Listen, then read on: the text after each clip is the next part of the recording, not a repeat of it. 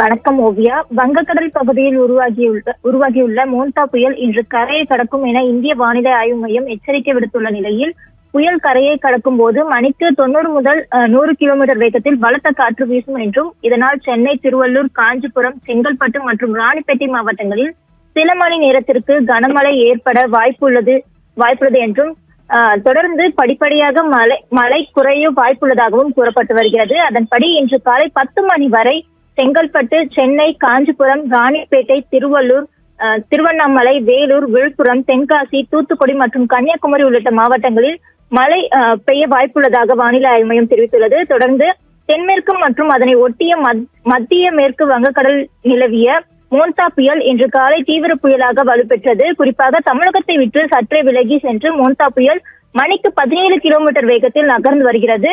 குறிப்பாக மசிலிப்பட்டினத்தில் இருந்து தென்கிழக்கே சுமார் 230 கிலோமீட்டர் தொலைவிலும், காக்கிநாடாவில் இருந்து தென்கிழக்கே 310 கிலோமீட்டர் தொலைவிலும், விசாகப்பட்டினத்தில் இருந்து தெற்கே 370 கிலோமீட்டர் தொலைவிலும், கோபால்பூரில் இருந்து தென்கிழக்கே 570 கிலோமீட்டர் தொலைவிலும் மோந்தா புயல் தற்போது மையம் கொண்டுள்ளது. குறிப்பாக இந்த மோந்தா புயல் வடமேற்கு நோக்கி மேலும் நகர்ந்து இன்று மாலை இரவு நேரத்தில் காக்கிநாடாவை சுற்றியுள்ள மசிலிப்பட்டினம் மற்றும் கலிங்கப்பட்டினம் இடையே ஆந்திர பிரதேச கடற்கரையை கடக்க வாய்ப்புள்ளதாகவும், இது அதிகபட்சமாக மணிக்கு 90 முதல் 100 கிலோமீட்டர் வேகத்தில், மணிக்கும் இடையிடையே 110 கிலோமீட்டர் வேகத்திலும் காற்று வீசும் என இந்திய வானிலை ஆய்வு மையம் தெரிவித்துள்ளது. ஓவியா.